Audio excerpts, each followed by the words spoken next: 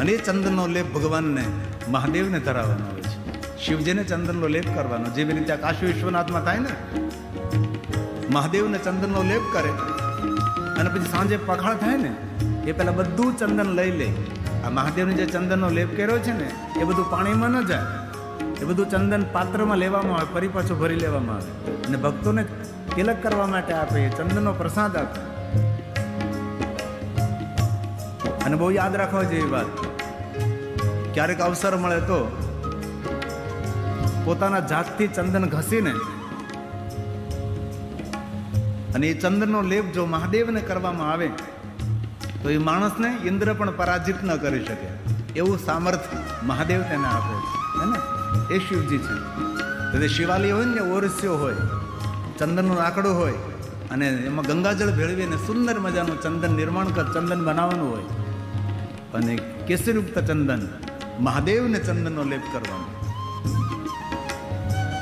મહાદેવની પૂજામાં ગંગાજળ, અરે રોજ ભોજનમાં પણ 2 ટીપા ગંગાજળ હોવું જોઈએ.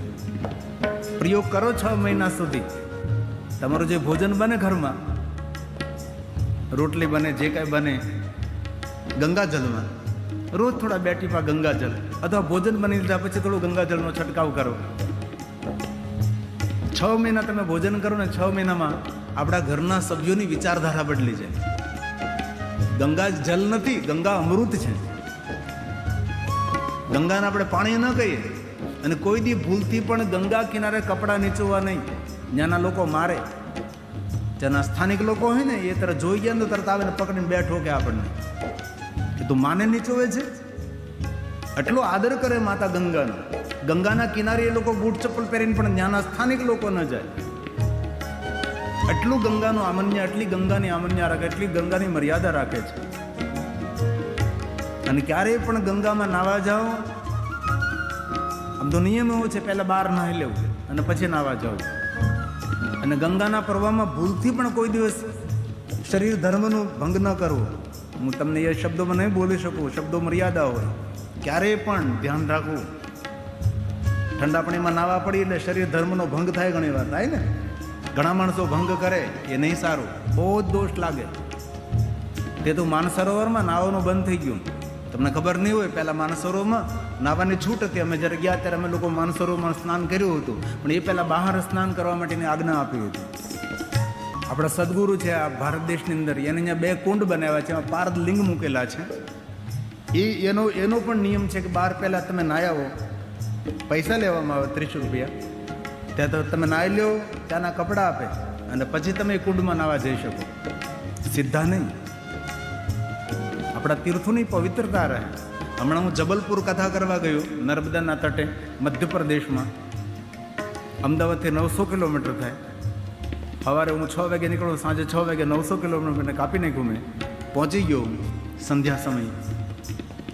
ત્યાં કથા હતી. ત્યાં અમારે મહારાષ્ટ્રી હતા મહેન્દ્રાનંદગીરીજી મહારાજ, મહેન્દ્રાનંદગીરી. એને ઝુંબેશ ઉઠાવી છે માતા નર્મદાનું શુદ્ધિકરણ.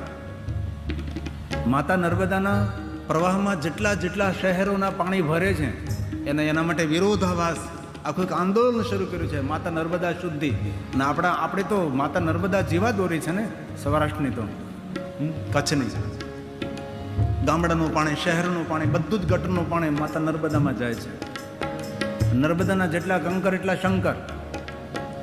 અમે નર્મદા આરતી માટે ગયા હતા સાંજે, રાત્રે.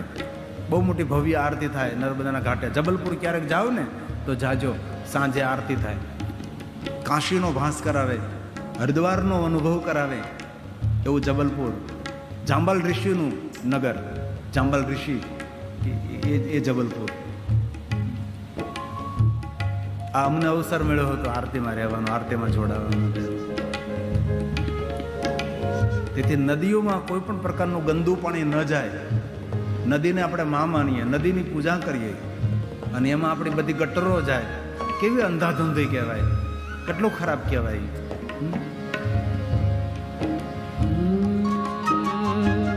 સૂર સરી ધારા ભક્તો સૂર સરી ભક્તો ત્રિભુવન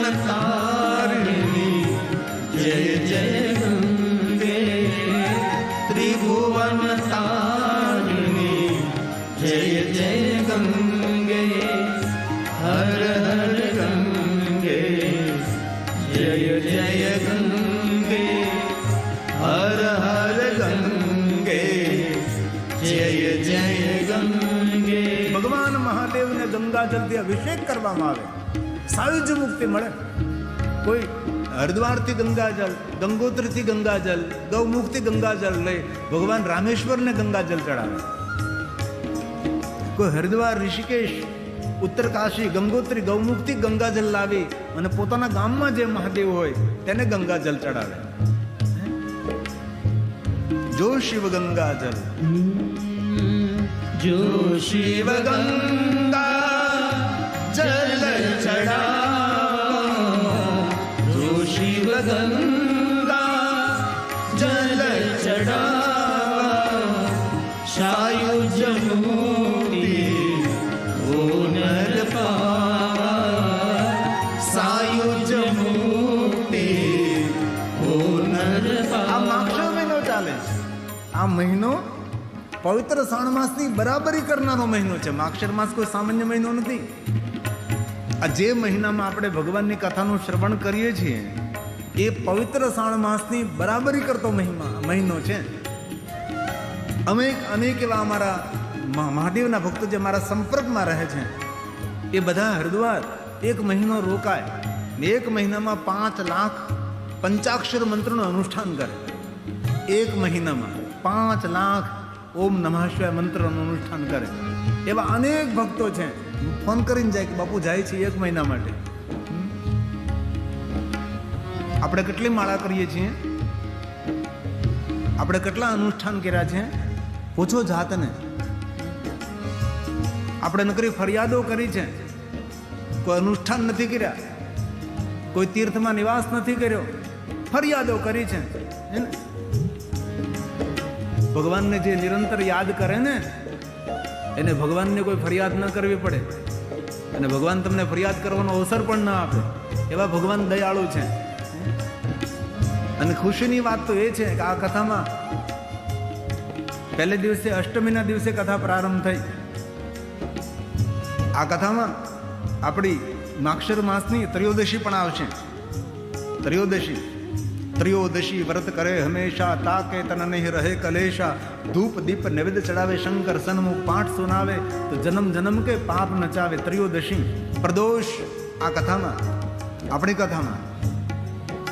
એટલે આ દશરથભાઈ ને ભારતીબેને ભેગા મળીને 3 વર્ષ પહેલા નક્કી કર્યું હતું. આમ વટાર, વાપી બાજુ, દમણ બાજુ વટારમાં હું કથા કરતો હતો, ત્યાં આવ્યા હતા અને વિચાર મૂક્યો હતો 3 વર્ષ પહેલા કે આ સમય અમારે જોઈએ છે, આ સમયમાં જ અમારે કથા કરવી છે. કારણ કે માક્ષરમાં જ છે ને એમાં કૃષ્ણ પક્ષનો મહિમા છે ને, અંધારિયાનો મહિમા છે. શા માટે અંધારિયાનો? કારણ કે શિવ જ્યોતિ છે, શિવ પ્રકાશ આપે, શિવ જ્ઞાન આપે છે. એટલે આપણે કેટલા ભાગશાળી છે. માક્ષર છઠ હેમંત ઋતુ સબંત 66 આમ અયોધ્યા દાસ શિવ ચાલીસા છેલ્લી પંક્તિ. માગસર છઠ હેમંત ઋતુ સંબંત જો સજ્જા, જો કોઈ ભજે તો સ્તુતિ ચાલીસા શિવની પૂર્ણ કલ્યાણ. સૌના કલ્યાણ માટે શિવ ચાલીસા પૂર્ણ કર્યા. પૂર્ણ કલ્યાણ. આ મહિનો માક્ષર.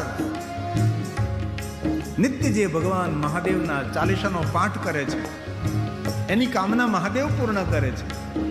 ભગવાન મહાદેવે કહ્યું અયોધ્યાદાસ માગો. અરે અયોધ્યાદાસે શું માગ્યું? કે જે કોઈ આ પાઠ કરે નિત્ય નેમ કરી વહેલો ઉઠીને, પ્રાતકાલ ઉઠીને જે કોઈ પાઠ કરે, પાઠ કરો ચાલીસા, તુમ મેરી મનોકામના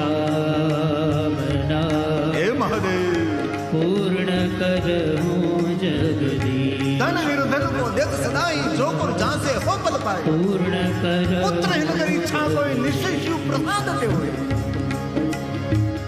સુર સરિધારા ભક્ત ઉધારા, સુર સરિધારા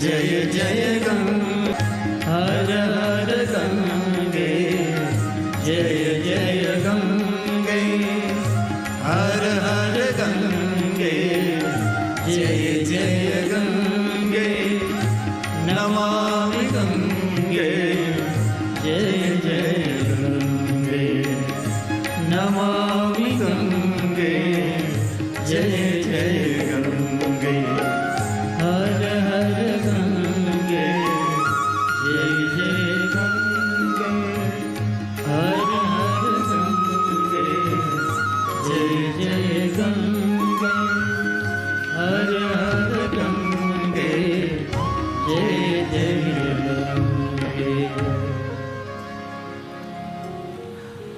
ગુજરાત બહાર કથા કરવા જઈએ ને અમે લોકો, તો ત્યાંના ગુજરાત બહારના જે કથાકારો હિન્દી ભાષી કથાકારો હોય ને, એ આવી રીતે આમ કંઈક ગંગાનો હોય ને તો બોલે જય બોલાવે, જોરથી બોલાવે, બોલીએ ગંગા મૈયા કી, આમ બોલાવે. આ તો આપણે થોડું બોલાવે, એ તો એટલું જોરથી વાત વાતમાં જય બોલાવે, વાત વાતમાં જય બોલાવે.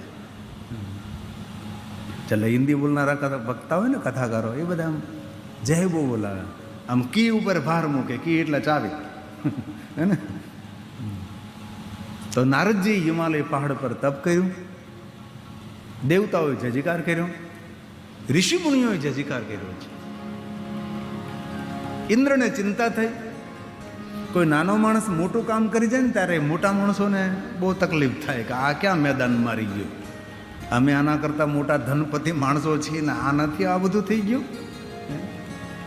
તેને રાજીપો તો તેનો ન હોય, તેને અંદરથી આમ કંઈ ખલબલી થતી હોય, આવું થાય. આ એક માણસનું લક્ષણ છે. તેથી ઇન્દ્રને આમ થવા લાગ્યું કે આનો જય જયકાર થાય, નારદનો જય જયકાર તો મારો જ થવો જોઈએ, કારણ કે હું રાજા છું. એટલે નારદના તપમાં ભંગ કરાવવા માટે પોતાના મિત્ર કામદેવને મોકલ્યા છે. હવે કામદેવે બહુ પ્રયોગ કર્યા, પણ કામદેવ નિષ્ફળ ગયા. નિષ્ફળ ગયા તેનું કારણ કયું? કારણ કે જે સ્થાન પર નારદજી તપ કરતા હતા એ સ્થાન પર બેસીને શિવજીએ તપ કર્યું હતું. એટલે મહાદેવે સ્થળને વરદાન આપ્યું હતું કે અહીંયા કોઈ બેસીને તપ કરે એના પર કામનો પ્રભાવ ન પડે. આપણે ઘણીવાર એમ કહીએ કે ભાઈ મંદિરે જવાની શું જરૂર છે, ઘરે જ પૂજા કરી લઈએ તો. ઘરના વાતાવરણમાં મંદિરના વાતાવરણમાં આસમાન ધરતીનો ફરક હોય. ઘરનું વાતાવરણ આપણા સંસારના વિચારોથી ખરડાયેલું હોય, પેલું મંદિરનું વાતાવરણ હોય એ ભગવાનના ભક્તોથી સજાવેલું હોય છે. તેથી ઘર અને મંદિરમાં ઘણો બધો સ્થાનનો મહિમા છે. ભલે આપણે બોલીએ સબ ભૂમિ ગોપાલ કે, પણ ભૂમિના પણ કોઈ કર્મો હોય. આ પોપડામાં કથા બેઠી, અહીંયા પણ ભવિષ્યમાં કોઈ મોટા સત્કર્મો, કોઈ સત્કાર્યો થયા હશે, આ ભૂમિનું કોઈ પુણ્ય હશે. તેથી અન્ય કોઈ સ્થાને નહીં, પણ અહીંયા જ ભગવાનની કથા થઈ. એનું કારણ કાંઈનું કાંઈ હોઈ શકે. અહીંયા કોઈ પણ યુગમાં, કોઈ પણ સમયે અહીં કોઈને કોઈ મોટો જગન થયો હોય, એટલે પુણ્ય વવાણું હોય, તેથી અહીંયા પુણ્ય ઉગ્યું છે. તેથી ધરતીને આપણે ઘણીવાર નથી કહેતા કે ભાઈ ઘરે બેઠો તો ટુ વ્હીલ લઈને, ખબર નહીં હું હુજું અને ટુ વ્હીલ લઈને ગયો અને એની ભૂમિ પોકારતી હતી અને ભાઈનું આમ થયું. કેમ થયું? કારણ કે ભૂમિ પોકારતી હતી. એટલે આ ભૂમિ પોકારતી હતી કે અહીંયા જ દશરથભાઈ ને ભારતીબેન દ્વારા કથા થવાની છે, અહીંયા જ, બીજી કોઈ જગ્યાએ નહીં. તેથી ભૂમિનો પ્રભાવ હોય છે.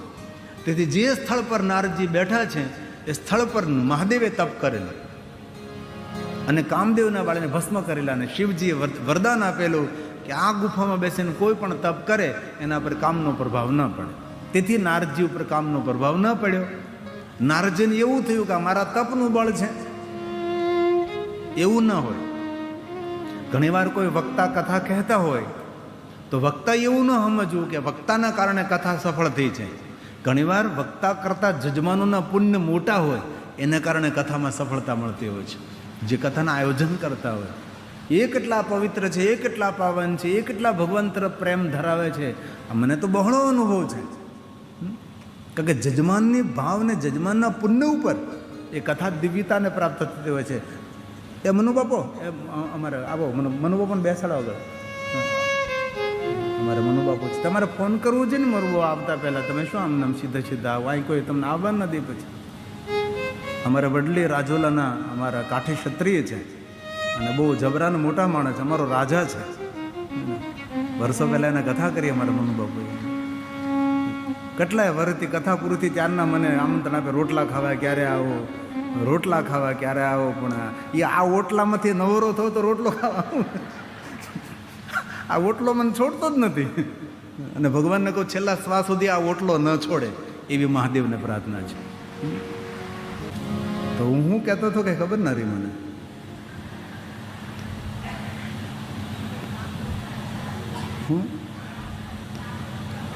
કામદેવ બધાને દુઃખી કરે, આપણને એ જ દુઃખી કરે. આ ભૂમિનો પ્રભાવ. એટલે નારદજીને એવું થયું કે ભાઈ આ મારા તપના પ્રભાવથી કામ ઉપર મેં વિજય મેળવ્યો. પણ એવું ના હોય. ઘણીવાર જજમાનનો પણ પ્રભાવ હોય છે. જજમાન કેટલા ભગવાન તરફના ભાવ ધરાવે છે. અને ખરેખર આ કથા દિવ્યતાથી ભરેલી છે. એ ગિરિબાપુની કોઈ તપસ્યા નથી, એ દશરથભાઈની અને અમારા ભારતીબેનનું તપ છે. એ બંને જણા એટલા ભગવાન મહાદેવના પરમ ભક્ત છે, એટલા ભગવાન મહાદેવને સમર્પિત છે. અને જે કાંઈ તમને આનંદ મળી રહ્યો છે એ બંને જણાનું પુણ્ય છે અને એના પૂર્વજોનું પુણ્ય છે. અમરેશ્વર મહાદેવ રોજ અમારા ભારતીબેન જાય. પહેલે દિવસે મને પણ ત્યાં દર્શન કરવા લઈ ગયા હતા. હવે નારદજીને એ વાતનું અભિમાન આવી ગયું કે અત્યાર સુધી કોઈ કામ ઉપર વિજય નથી મેળવ્યો, મેં મેળવ્યો છે. અને સૌ પાછા જય જયકાર કરવા લાગ્યા. તમે તો શિવ તુલ્ય બની ગયા, શિવ સમાન બની ગયા. એટલે નારદજી મહાદેવ પાસે પહોંચી ગયા. મહાદેવને કહે તમને કંઈ ખબર છે? તો કે નહીં. શું છે? આ બધા મારો જય જયકાર કરે એવું કહે છું, તમારા સમાન બની ગયો. હવે શિવ સમાન કોઈ દુનિયામાં ભૂત ઓર ભવિષ્ય બની જ ન શકે. શિવ જેવો કોણ બની શકે? શિવની સમાનતા કોઈ ન લઈ શકે. આપણે બોલીએ ને શિવ સમાન દાતા વિપદ વિદારણહાર, શિવ સમાન દાતા એની બરાબરી કરી શકે તેવું નિર્મિત હતા કોઈ નહીં. વિપત વિદારણહાર સવાલ अब लज्जा हमारी राखियो शिव नंदी के सागर सागर शिव नंदी के ये મહાદેવ છે, એ મહાદેવ છે. એટલે મહાદેવે એમ કહ્યું કે નારદજી હવે મૌન થઈ જાઓ. ત્યારે સમાજમાં બહુ જ માન સન્માન પ્રતિષ્ઠા જય જયકાર થવામાં આવે ને ત્યારે ગોપ્ય રહેવું જોઈએ. નારદજી મૌન રહેવું જોઈએ. હવે તમારે સમાજની વચ્ચે બહુ રહેવાની જરૂર નથી. હવે એકાંતમાં રહેજો. કારણ કે પ્રતિષ્ઠા હદથી વધારે જ્યારે વધી જાય ત્યારે માણસે તલવારની ધાર જેવું જીવન હોય ત્યારે ખૂબ સાવધાન રહેવું જોઈએ તેને. ત્યારે બેહદ સન્માન વધી જાય, પ્રતિષ્ઠા. તેથી નારદજી હવે કોઈને આગળ તમારે તમારી પ્રશંસા કરવાની જરૂર નથી. ગોપ્યમ ગોપ્યમ સર્વ થાય. નારદજી હવે મૌન રહેજો. તમે ઘણું સમજાવ્યું મહાદેવજીએ, પણ નારદજી તો સૌને કહેતા ભાઈ. એમાં ભગવાન મહાદેવે કહ્યું કે નારદજી જો સાંભળો, સૌને કહેજો પણ વિષ્ણુ ભગવાન ક્યારે તમને મળે અને આ વાત ખોલે કે આજકાલ નારદજી તમારો બહુ જય જયકાર થઈ રહ્યો છે, તો નારદજી એ સમયે તમે વિષ્ણુ ભગવાનને પ્રણામ કરીને જતા રહેજો અથવા કોઈ વાત બદલવાનો પ્રયાસ કરજો. તમે તમારા વખાણ સાંભળવા માટે તમે ઊભા નહીં રહેતા. આ મહાદેવે બધું સમજાવ્યું ને આપણને વખાણ બહુ વાલા હોય. આપણે કોઈ વખાણ કરે એમ થાય કે હાલ્યા જ કરે, કથા ભલે થોડીક મોડી થાય પણ આપણું હાલ્યા કરવું જોઈએ. આ માણસનો સ્વભાવ છે. કોઈ પણ માણસ હોય એને બહુ ગમે.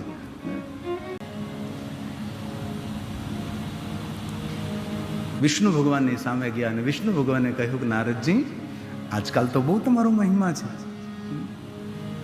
અને નારદજી તો પછી આમ કે હમણાં હમાય નહીં એમ કે આમ વિષ્ણુ વખાણ કરે છે.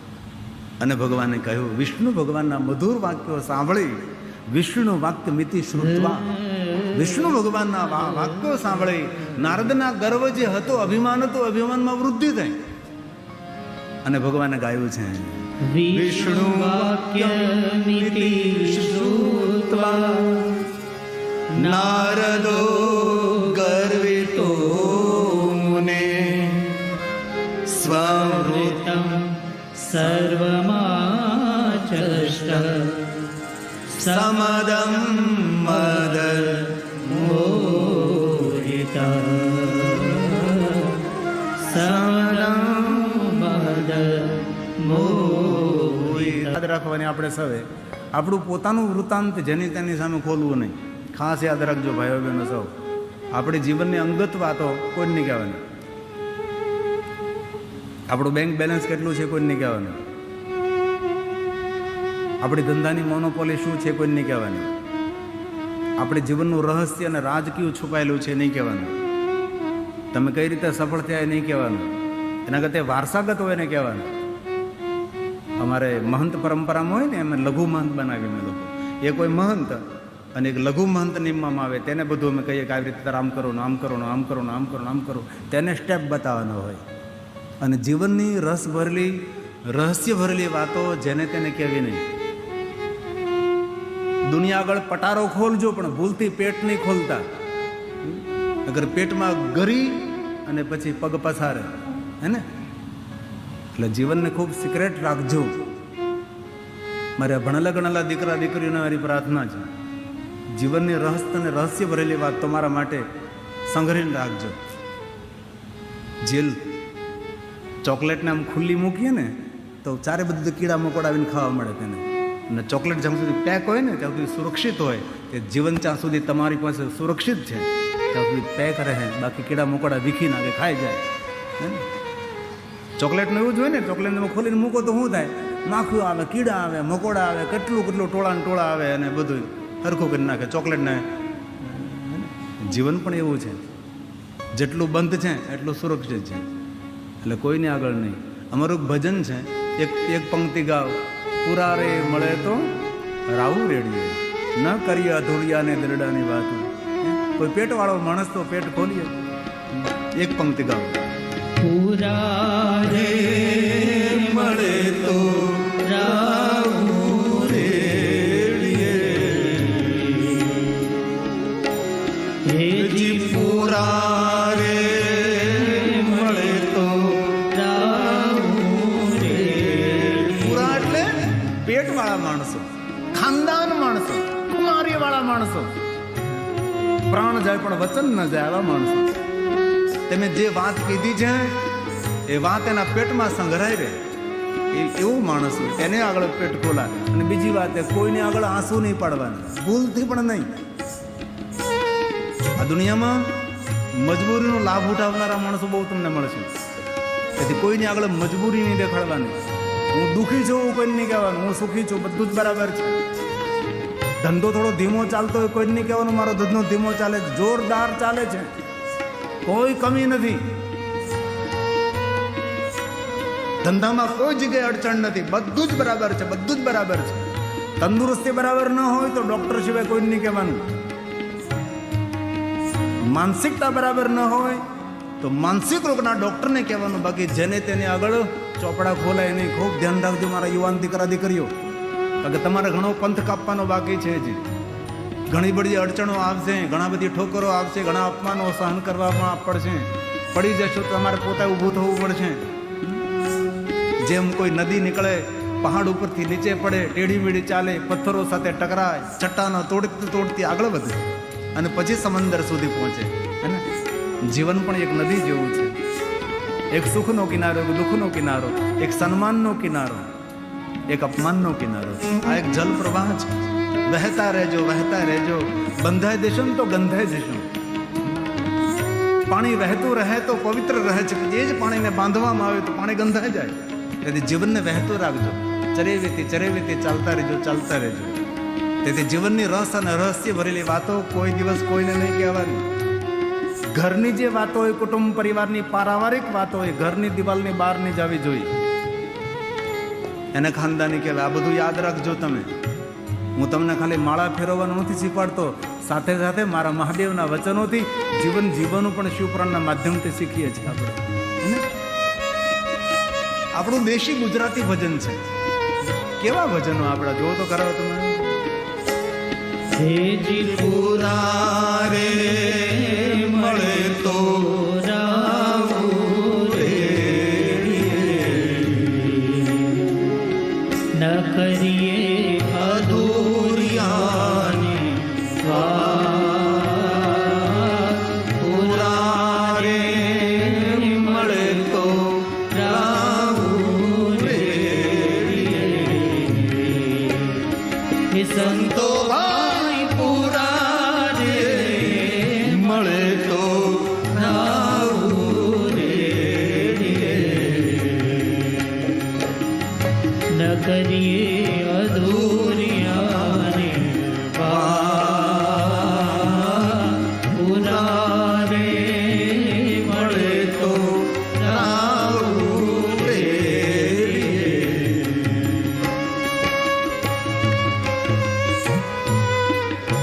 ભજનો કેટલો સંદેશ આપે છે, કેટલો ઉપદેશ આપે છે.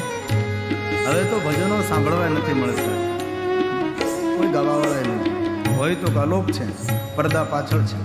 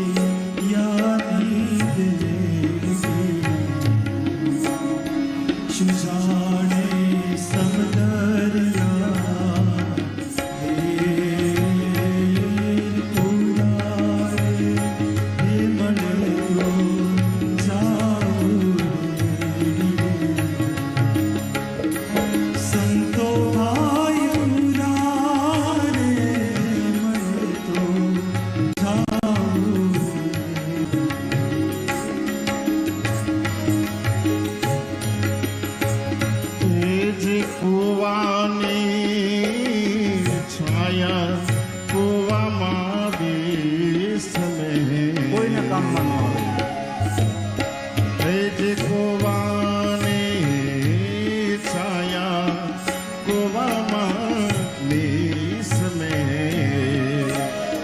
ન આવે.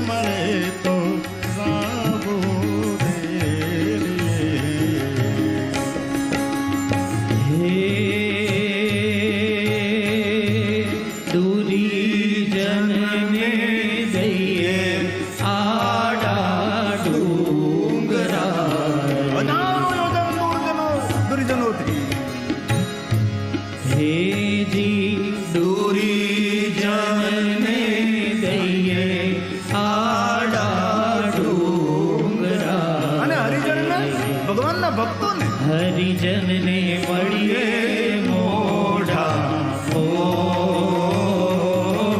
પૂરા રે મળે તો રાવું રે હે સંતો ભાઈ પૂરા રે મળે તો રાવું રે ન કરીએ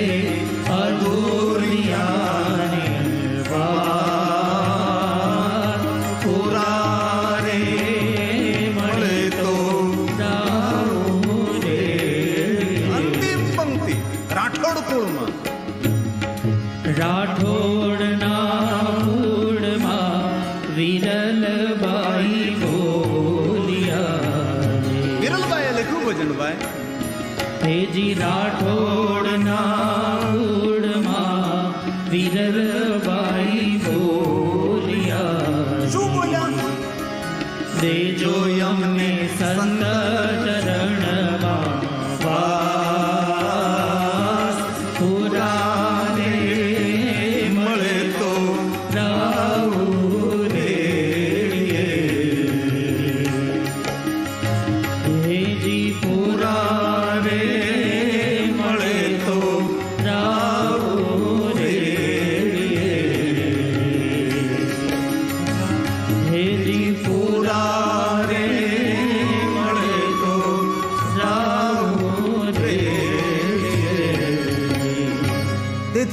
આજથી રોદડા રોવાનો બંધ. આ કથામાં મને દક્ષિણા આપી દેવાના. આજથી કોઈની આગળ રોદડા નહીં રોઈએ. રોદડા આપણો કાઠિયાવાડી ગુજરાતી શબ્દ છે, રોદડા રોવા. આનું હિન્દી ન થાય ને અંગ્રેજી ન થાય. ભાઈ રોદડા હું રોજો હે. આજથી નહીં, કોઈની આગળ આંસુ નહીં પાડવાના, નહીં પાડવાના, નહીં પાડવાના. आपके मुख पर मुस्कुराहट है तो दुनिया आपके साथ है, वरना आंसू की जगह तो आँख में भी नहीं है. आँख પણ ધક્કો મારીને આંસુને બહાર કાઢે. તેથી કોઈને આગળ કોઈ દિવસ નહીં, ગમે તેવી અડચણ હોય, ગમે તેવા દુઃખ હોય, દુઃખના ડુંગરા તૂટી પડે. હે, હિમાલય પહાડ જેવું દુઃખ, અંતે તો બરફના પહાડનું હોય ને, પીગળી જશે, જતું રહેશે. થોડું ધૈર્ય રાખો, થોડી સાધના કરો, ઉપાસના કરો, અનુષ્ઠાન કરો, ભગવાનનું ભજન વધારો. દુઃખની અવધિ ક્યાં સુધી? આ દુનિયામાં કોઈ દિવસ રાત્રિ નથી રહેતી. રાત્રિ પછી દિવસ ઉગે જ છે, અને રોજ દિવસ પણ નથી રહેતો, રાત્રિ આવે જ છે. જીવન છે સુખ દુઃખના કિનારા પર વહેતો એક પ્રવાહ છે. તેથી ગભરાવાનું નથી, ભયભીત થવાનું નથી. જીવન સરસ જીવવાનું છે. અને સુખમાં માણસ ન ઘડાય, દુઃખમાં જ માણસ ઘડાય છે.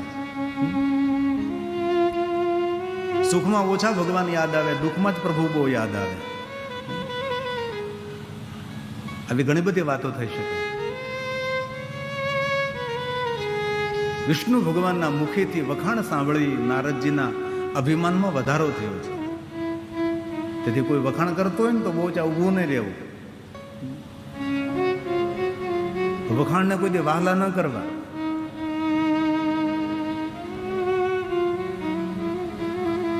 અને એ નારદજી વિષ્ણુ ભગવાનને પ્રણામ કરીને જાય છે.